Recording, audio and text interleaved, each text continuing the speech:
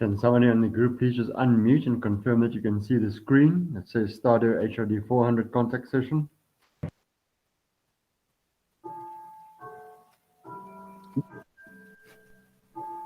No, we can see. Great, thank you very much.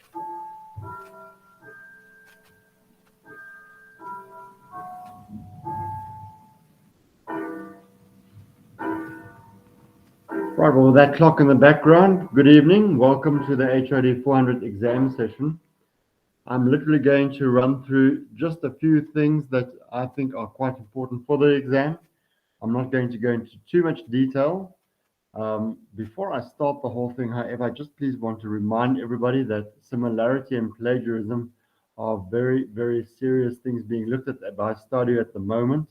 So whatever the questions are that you get in the exam, please make sure that you work with your own explanations, your own wording of explanations, and your own examples where applicable. Right, so let's have a look at questions 1 and 2. Questions 1 and 2 are all about terms and definitions. There are 2 questions that I want to talk about very quickly together. Question 1 is our multiple choice questions. There are only 5 questions for 1 mark each. And then in question 2, these are true and false questions, also 5 questions for 1 mark each. So question 1 and 2 together, only 10 marks. And it is really based on definitions and terminology. Where to find these? Quite easily, right at the back of Mayer et al. There is a glossary there with terms and definitions. Please have a look at that. That is where I get these questions from. So hint, hint, nudge, nudge, wink, wink. This is not even a secret. I always get my questions 1 and 2 from the back of the textbook and from definitions within the study guide. So please have a look at those in detail. I've highlighted just a few of them here in the slideshow presentation. That does not mean that these are the 5 each that I will ask, but you never know. So basically the idea with this PowerPoint presentation that I did for this evening is I wanted to give you a summary and an overall view of what you could expect in the exam. Like I said, I'm not going to give you all the detail for it. That would be rather silly of me. But if you do take what is on the slideshow this evening and you work around the themes and the different points that I give you and gather more information from your study guide and from your textbook, Mayer et al., to bolster the answers, then you will be more than okay. Right, so a few definitions. HRD, human resource development. This is all the processes employed to develop its human resources to equip its employees to be able to contribute to organizational performance. Sorry, Dion. Yes. Hi, Dion. We can't see the presentation. Yes. All right, thank you. Can you hear my voice though? Yes, we can hear you, but we can't see the presentation on the screen. Very strange. Let's try again.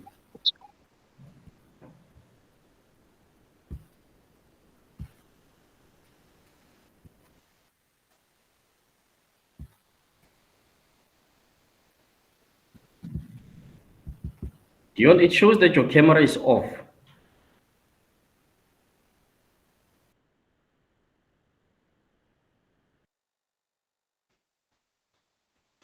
My camera should be off while presenting. That's not it. There we go. Right, that should fix that now. I'll go right back to the start and I'll really just run through it again. Can you see the screen now? Yes, sir. Yes. Great. Thank you very much. Thanks for that. Right, so I basically said question 1 and question 2, multiple choice and true and false questions, 5 questions for 1 mark each. Those are based on terminology and definitions in the back of Mayer et al. There's a glossary there. Also have a look at the study guide. It really is a great source for these terms and definitions. Like I said, I'm going to run through just a few of them very quickly.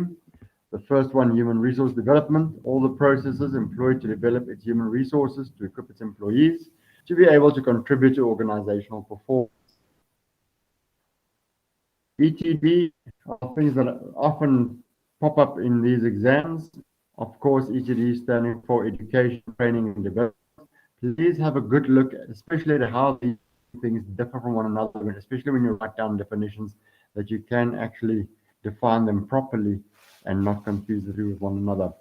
Right, so training, job or task specific, refers to the teaching of new skills, improved performance of employees' existing skills, for example, computer training. Development, enhancement of the personal qualities of employees, their ability to cope in the private and work environment, and the achievement of the long-term goals. Important thing, the difference in the two, obviously, training is job-specific. Training has some other return on investment for the workplace. There is a direct payoff for the organization, whereas development is the payoff for the individual. While training is more the hard skills, the practical skills, your development are more your soft skills, your people skills. Therefore, both of these, training and development, are complementary to one another. And then, of course, education. I don't need to tell you more about that, for sure by now. Larger theoretical learning, knowledge content, typically reserved, for example, in the classroom, aims to develop the mind through increasing powers of observation, analysis, integration, understanding, decision-making, and adjustment to new situations. This is cognitive. And of course, you can link moral values to education as well. For development, enhancement of personal qualities, training is skills learning, education is conceptual learning, and development is future-oriented. Training focus on personal growth. Training and education differ in nature and orientation, but are complementary to each other, like I said as well. Other important definitions, please have a look at things like equal opportunity, the right to be treated without discrimination, especially on the grounds of one's sex, race, age, gender, whatever that might be, creed, religion, all those things come into play. That it's not just about race. So please, when you do answer that, don't focus on only one aspect.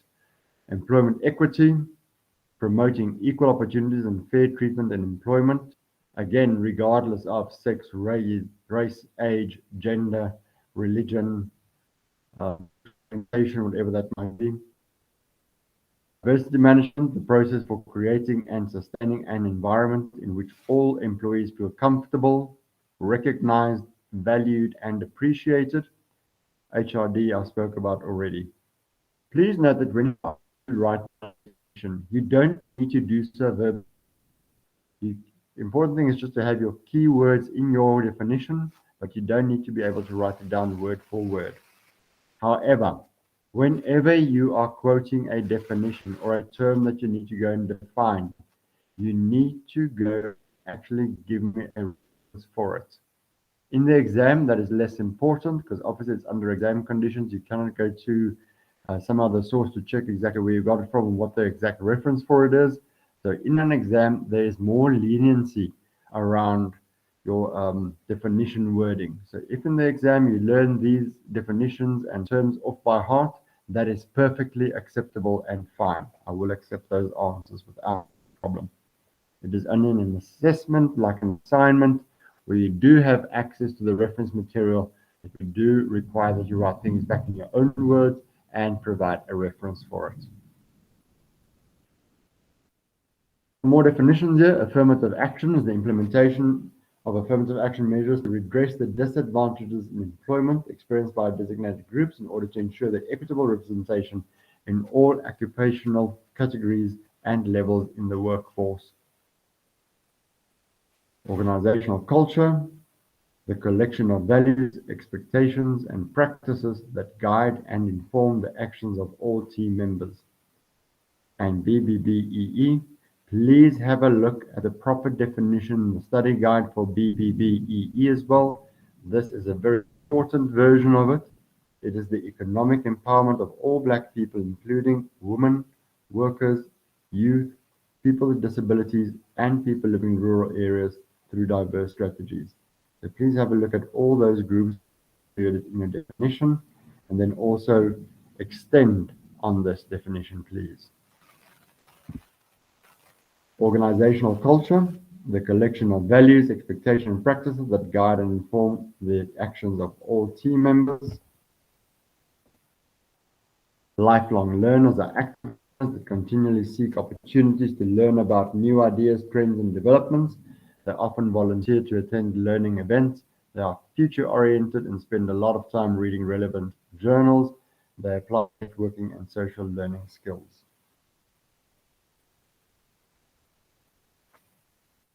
Right, so like I said, with those definitions in the exam, you don't need to be able to write it down word for word. If you do so, however, you will not be penalized in the exam because it is a definition. It will not be required to write down a proper reference for it in the exam. Right, so question 3. So question 1 was the multiple choice. Question 2 was our true and false questions. Question 3 is made up of 3 sub-questions. They are for 10 marks, 20 marks, and 20 marks each, making up a total of 50 marks for question 3. And it's really based on what I put in the slideshow here now. So the first thing I want to look at is, why do we need training programs? I just want to open up the question paper and the memo and everything in front of me as well, so I don't just waffle for the sake of waffling. Right, so when we look at why we need a training program, obviously improve the standards in your field continuously to stay up to date, to ensure that your skills are not outdated, see the trends and directions of skills your field prioritizes, and develop or improve skills to keep you competitive. Please note that in this presentation, I'm working off bullet points. Be very aware of the question word in the assessment. If you are asked to explain or discuss or write an essay, you cannot merely give bullet points. Then you need to actually bolster your wording so that it is in a paragraph form. For example, if it's an essay, that you have an introduction and a conclusion to it. So please be very aware of the verbs that are being used. Also, please, I would say RTFQ, and it stands for read the full question. So make sure you know whether I'm asking for your own explanations, whether I'm asking for your own examples. Because without own explanations and own examples, especially when I'm asking you to discuss things, it is not worth the full allocation of marks. You would have seen that in the assignments as well. If you merely give me what I give you in the textbook and in the study guide, it is not enough. You have to show that you actually understand the content, and you show that understanding through your discussion, through the explanations that you give in your own words, and through your own practical examples. So please, rather err on the side of caution and provide more own examples and personal discussion points than you think would be required even. It can only do you in good stead. Right, so why do we conduct a needs analysis? There are several reasons for it. It could help human resource development practitioners to design effective learning experience. Planning is done to guide learning. Others may be motivated to learn.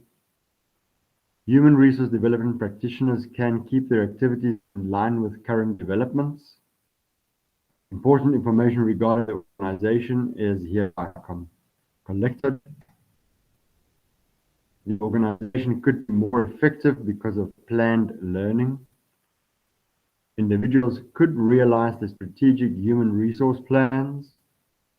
Individual and group performance could be improved.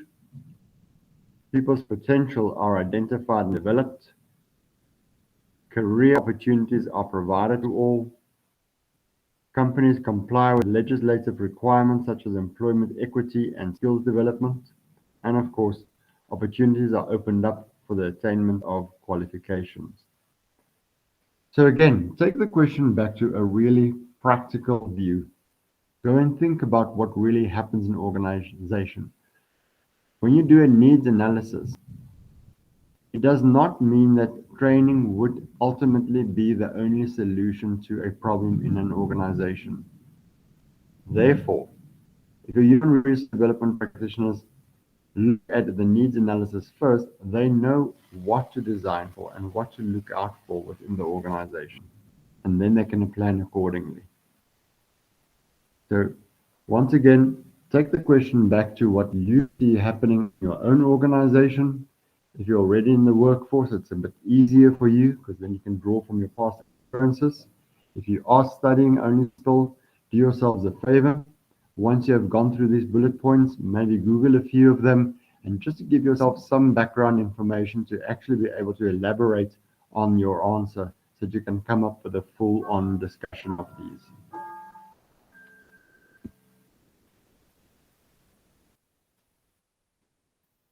Right, the next up I want to talk about some key steps involved in conducting a training needs analysis. This is in your study guide as well. If I remember correctly, it's around page 40, 44, thereabouts. Write it down anyway, so please excuse me if I got that wrong, but it should be thereabouts. Key steps in the training needs analysis process are: step 1, that we collect information on an ongoing basis to identify potential issues or problems. That's to adopt an ongoing analytical approach, to be aware of developments in all levels, and develop relationships with managers and take part in strategic planning sessions to identify present and future needs. Important here that you address both present and future needs in this step. In step 2, if a performance problem is identified, there is a need to consult with management to agree whether it is in fact training related. We need to analyze the problem and decide what the cause is. A decision must then be made whether it can be solved with training. If the problem is not training related, decide who will be responsible for solving that problem then. Not all problems in an organization can be solved through training, obviously. In step 3, let's assume that the problem is indeed training related. Then we need to identify relevant criteria, in other words, norms, work standards, desired or current or performance levels, to decide on the ideal current future conditions. Now, where do we want to be? And how do we bridge that gap? We then, of course, need to compare against existing conditions. Where are we now? We collect information from job descriptions, from company procedure manuals, production quotas, managers, supervisors, employees, and then, of course, very importantly, it has to be discussed with management. Training cannot happen in isolation. Without the buy-in of the managers in the organization, you are going to run up against a brick wall. Then in the 4th step, we select a data collection method and procedures that are appropriate to the issue or the problem that we are analyzing. A choice of data collection method will depend on the time, the cost, and the importance of the problem. Collected data must be analyzed, interpreted, and conclusions can then be drawn in order to make recommendations. Methods to collect data could include things like a written survey, maybe a questionnaire, maybe some diagnostic instrument, some interviews. You can look at focus groups. So there are many different ways that you can actually do your data collection. I'm thinking of things like training committees, observations, examining work samples, critical incident analysis, assessment centers, performance appraisals, exit interviews. Very important resource there. Then in step 5, what do we do here? We collect the data and we analyze the results. That's why, of course, we have the data. We need to do something with it. Compare information with relevant criteria to determine the gap. Draw conclusions. Depends on the method and procedures used for collecting the data and the intended method of reporting the results. In step 6, second last step there, we report the results and recommendations for inclusion in the workplace skills plan if it is considered a strategic priority. Remember also that not all training opportunities or training needs might be to the benefit of the strategic plan of a business. It's all very well fine and dandy to say that we have a certain training need, but unless that training need directly impacts on the bottom line of the company, it really is irrelevant. Remember what we said in those definitions. that training is job skills based and it has to have some other benefit for the organization. Right, so some important factors to take into account here, of course, are the costs, always a budget thing, organizational culture, and the attitude of management on training. Then the last step there, if the recommendations are accepted, so you've now gone through the needs analysis, you've collected the data, you've analyzed the data, you've spoken to management, you've reported on the results, and you say, all right, what you are recommending is in fact being taken up by management, and you get a positive outcome from that. Then we use identified needs for selecting or designing the intervention. Training must then be implemented to solve the problem. You can think of that ADDIE model that we did as well earlier this year as well as in previous years. ADDIE, of course, stands for first we analyze, then we design what is required, then we develop the training program, then we implement that program, and of course, throughout the process, we evaluate what the different steps are to see whether we are reaching the training needs and the training desire. Remember, it's all about bridging that training gap that we have identified from where we are now to where we want to be with the company.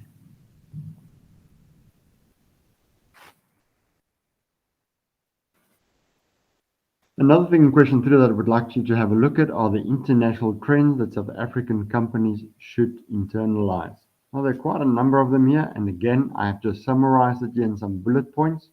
I will speak more broadly around them just now, but please remember, when you provide an explanation, please do so in your own words. And again, like I have said now many times throughout this presentation as well, please provide your own practical examples whenever possible to make sure that I can see that you understand the content and that you're not just regurgitating facts. Right, so some of these international trends: globalization. Globalization, of course, is the interdependence of business operations internationally. It's commerce without borders. Of course, companies nowadays cannot ignore globalization and a more external approach to business activities. Human resources must be developed to acquire knowledge and skills to function effectively in the global business environment. We are no longer just confined to a single city or a single province or a country. We are doing business beyond the borders of our country. And therefore, it's important that we know about what's going on in the global business world. Then the next there, strategic human resource development is an approach to human resource management that has the goal of using people wisely in order to fulfill the strategic needs of the organization. You will see that more and more the industry talks of talent management rather than human resource management because we are managing different skills and skill sets. Managing human resource development from a strategic point of view is very important. Just as important is the fact that strategic human resource development plans must be flexible enough to accommodate the rapid changes in the business environment. Major strategic decisions, such as whether to outsource the organization's training activities, have to take cost savings and business improvements into consideration. Another global trend, of course, is e-learning. We have seen that more and more ever since COVID as well. I think that's become far more rife than it did ever in the past. And in a way, we are more fortunate that we have actually lived this in a practical environment. So you can speak about this, I'm sure, ad infinitum, ad nauseum by now.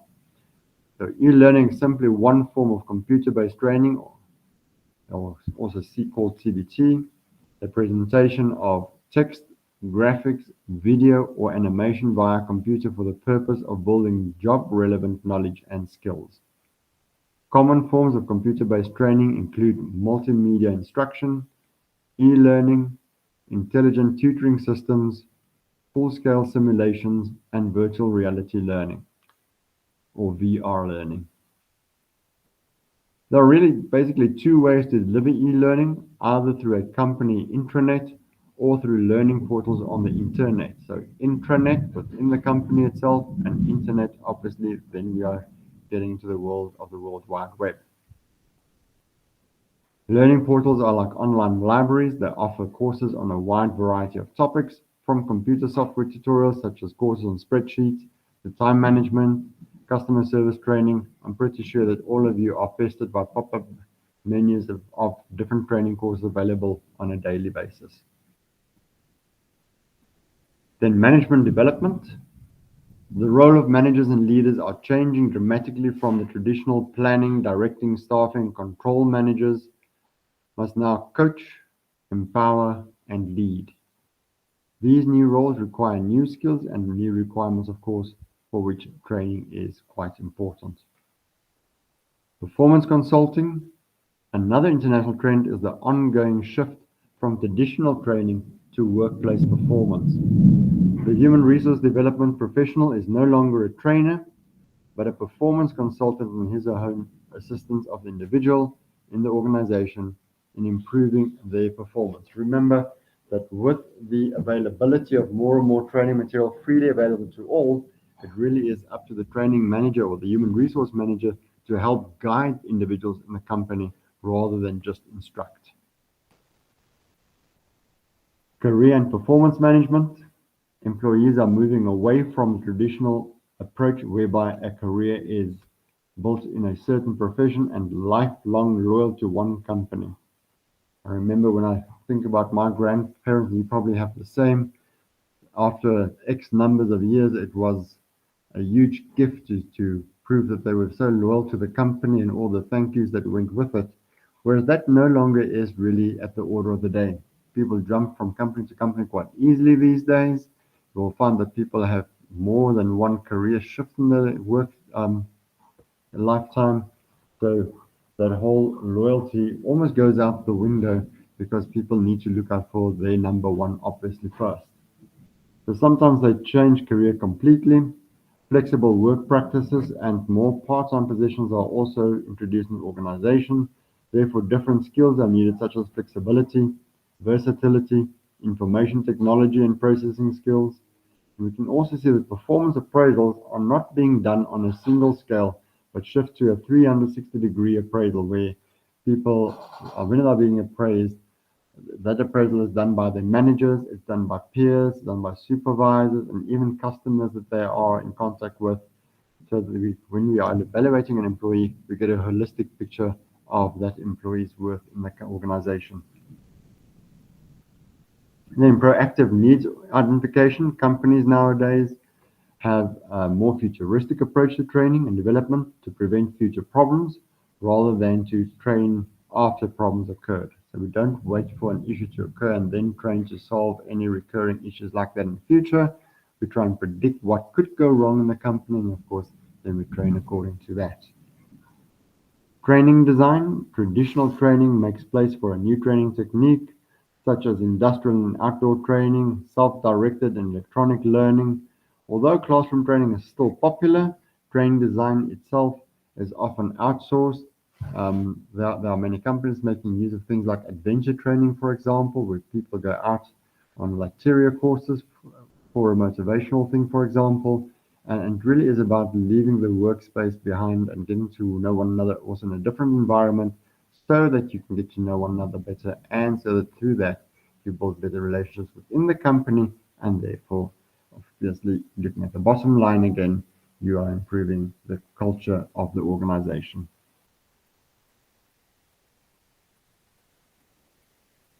Then evaluation of training. To evaluate different aspects of training, such as feasibility, cost and return on investment, is becoming increasingly popular. It is expected of human resource professionals to ensure that training has a positive impact on performance in the workplace. It takes us back to, again, why are we doing training? Simply because we want the company to do better. Whether that doing better means in terms of profit or better productivity or a better working environment, whatever that strategic goal might be, the aim of training is to help assist with attaining that strategic goal. Employment equity and diversity training.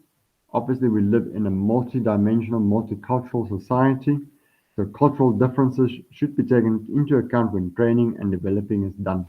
Diversity as an important business strategy must be recognized.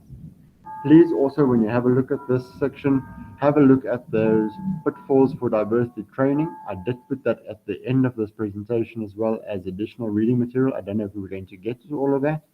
We certainly don't need to, but just have a read through those as well.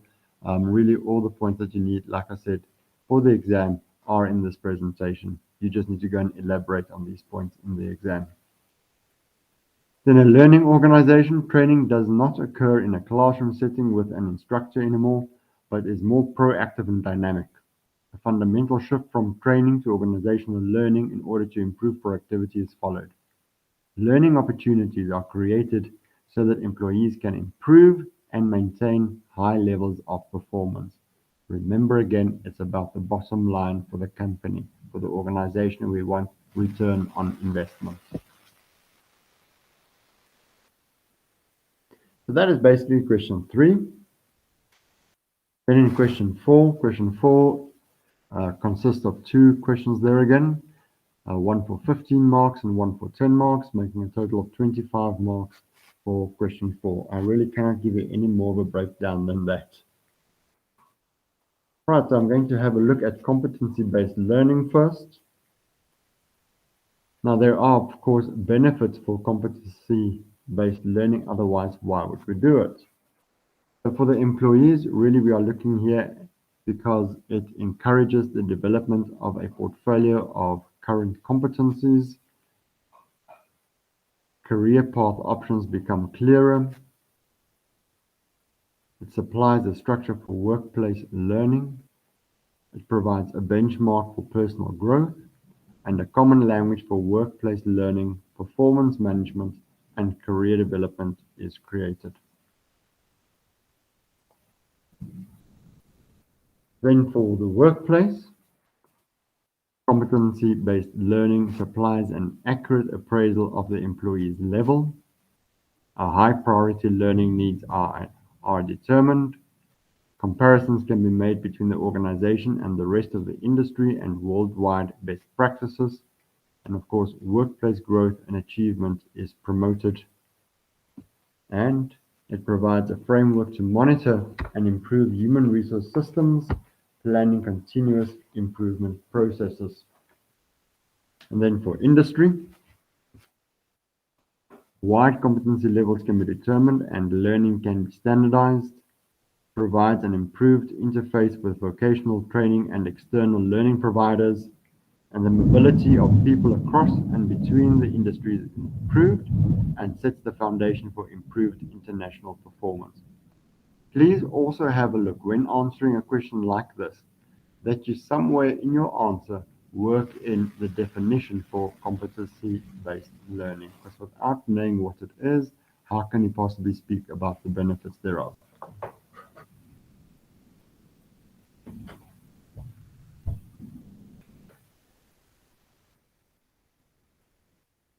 Right, let's quickly have a look at the most important purposes of the Skills Development Act in South Africa. I've listed, I think, 8 or 9 here, I can't remember, I think it's 9 of them. So develop the skills to improve productivity, quality of life of employees, and the delivery of social services. To increase the levels of investment in education and training in the labor market. To improve the return on the investment of education and training, to encourage employers to provide an active learning place by providing opportunities to employees to acquire new skills, as well as the provision of opportunities to the unemployed individuals to gain work experience.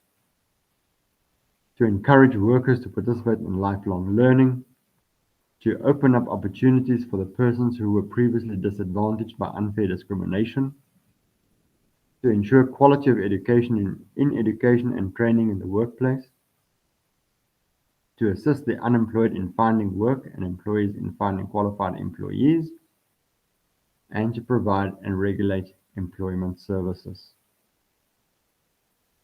Like I said before, if asked a question like this, you do not need to write it down word for word. It is important, however, that you get to the gist of each of these points. So please go and identify your keywords in each of these and build your answer and your discussion, your explanation around those keywords.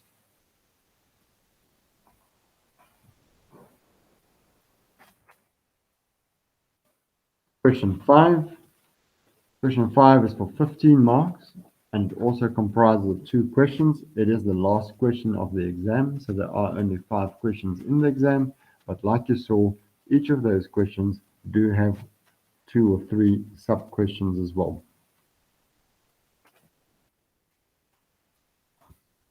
Right, so in question 5, it is all about mentoring and coaching, so please have a good look at that chapter in your study guide as well as in your textbook Mayer et al. Have a look at the definitions again, both for coaching and for mentoring. Of course, coaching is a formal method of learning with a purpose to develop an individual to better the performance of that individual. A mentor is a teacher, an advisor, and a confidant who understands the organization and is willing to share his or her wisdom with an individual in order to enhance new learning and insight. It involves real learning in real life situations.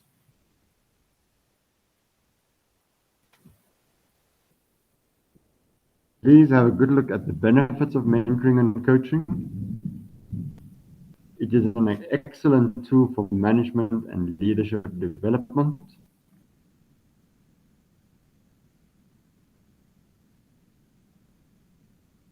It supports and reinforces training and skills development training programs.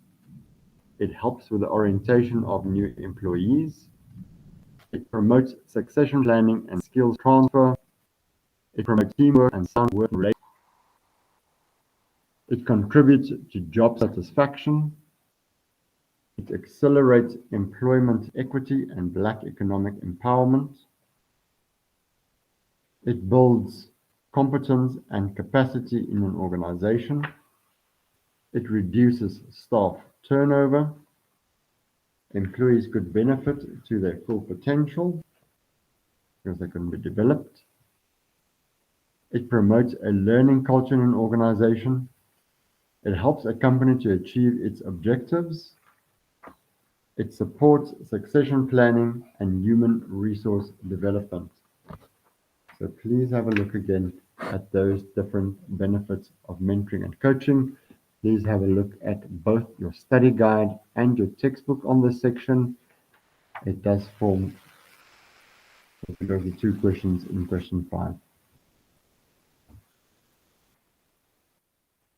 Please remember that mentoring involves real learning in real life situations, not simply theory one reads in textbooks or journals. Coaching is primarily concerned with performance and the development of definable skills. When you look at directive mentoring or coaching, this plays a direct role in steering the individual in the right direction. Non-directive coaching is when questions are asked and individuals generate the answers themselves. In directive, I lead you towards the answer, and in non-directive, I let you go and discover those answers. Right, so I've also added in the presentation some additional material that might be worth working through.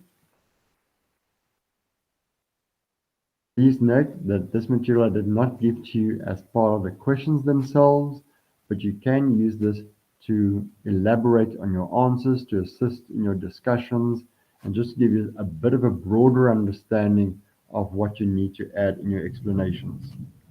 So please have a look at things like organizational culture and change. Please have a look at what organizational change is. It refers to any alteration that occurs in total work environment. Important characteristic of most organizations. Must develop adaptability to change, otherwise it will either be left behind or be swept away with the forces of change. Organizational change is inevitable in a progressive culture. Modern organizations are highly dynamic, versatile, and adaptive to the multiplicity of changes. Organizational changes refers to the alteration of structural relationships and roles of people in the organization. It is largely structural in nature. An enterprise can be changed in several ways. Its technology can be changed, its structure, its people, and other elements can be changed. Organizational change calls for a change in individual behavior of the employees. You would have noted that throughout the discussion, I kept hammering back or referring back to return on investment. Of course, promoting return on investment helps people understand what the benefits of your training programs are. It allows for quantitative analysis of what the training program can do for your professional career. Where success stories illustrate an example, return on investment provides cold, hard facts that are easy to analyze and understand. Have a look also at what HRM intervention is, targeted at the developing, integrating, and supporting the employees in an organization. These interventions operate on the premise that employee development and well-being can lead to increased organizational performance. So talking about performance management obviously involves goal setting, performance appraisal, and reward systems that align member work behavior with business strategy, employee involvement, and workplace technology. I referred earlier to diversity training. Have a look at the pitfalls. Remember, I said at that stage you can build that into your answer as well. So pitfalls of a diversity training: a lack of management commitment, improper needs identification. Again, please have a careful look at those training needs analysis. Political orientation, reactive approach, unbalanced content, the facilitator profile could be wrong, the participant profile could be misread. You might see it as a project approach, where the training is done as a project rather than an ongoing event that needs to boost your company's strategic goals. Inadequate transfer of learning, superficial evaluation, lack of change management, and then, of course, consultant liabilities if you're dealing with an outside consultant. Please also have a look at how to avoid pitfalls of diversity training. This was also part of your assignment questions, so you should have this well done by now. Training can increase biased behavior and minority turnover. Many diversity-related training programs describe bias and discrimination as rampant. One unfortunate consequence of depicting these attitudes and behaviors as common is that it makes many feel more comfortable expressing biased attitudes or behaving in discriminatory ways. In other words, what you preach may very well be what you get out in the end. So be very careful with what you preach when doing training. There are also some pointers on how to avoid pitfalls of diversity training. It is not a therapy session. We are not there to make everybody feel good about things. It's not an encounter group. It's not some other forum for employees to let it all hang out by airing private feelings. It is about what is transpiring in the organization and the training that is required within that organization to reach a certain goal. One can so easily get sidetracked by things in a diversity training session that one has to really stick to the cold hard facts. Rather, in general, training should focus on communicating appropriate workplace behaviors and not on eliciting privately held attitudes about race or gender or other protective characteristics. Although some diversity trainers will advocate this latter approach, it can generate significant legal risks. So rather stick to what the requirements for your company would be than having everybody's personal feelings viewed and aired. Please have a look at a learning organization. What I mean with that, please have a look at the definition for a learning organization. Have a look at the characteristics of a learning organization. Also then have a look at why traditional training could possibly fail. And then, of course, you can have a look at how one would change an organization, a traditional organization, into a learning organization. And again, it comes down to that analysis of where we are at the moment, where we would want the organization to be in future, and then, of course, what training can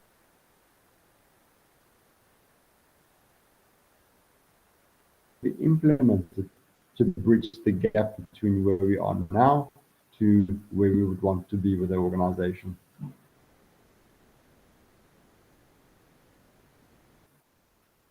You can also please glance over this. I've not spent too much time on this. Line management development program fail. With that's really the end of what I can tell you about the exam. I honestly took the exam paper in hand and I set this PowerPoint accordingly. So if you work off your PowerPoint as a basis for your learning, for your exam, you cannot go wrong. So please use this PowerPoint wisely. Add to it explanations, like I said in the beginning as well. Add to it your own examples too, whenever applicable.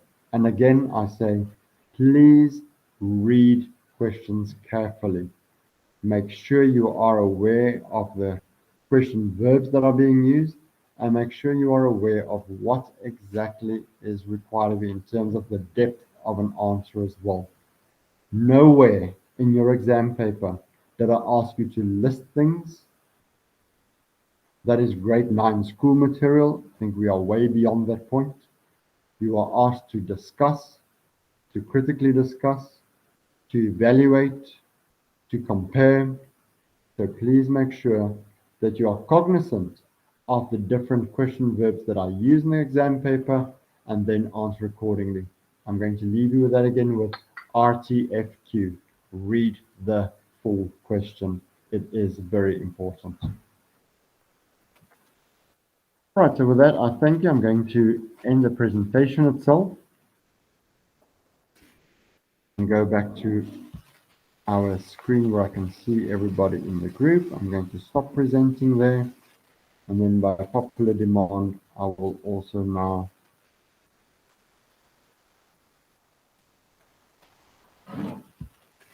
hopefully, there we go.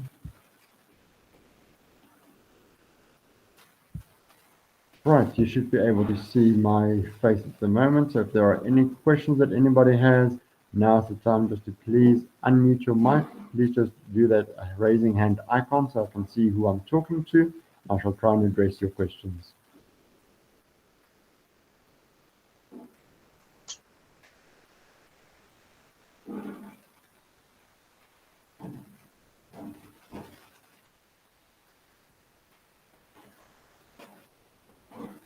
Okay, I'm going to stop the recording. I don't see that there are any questions.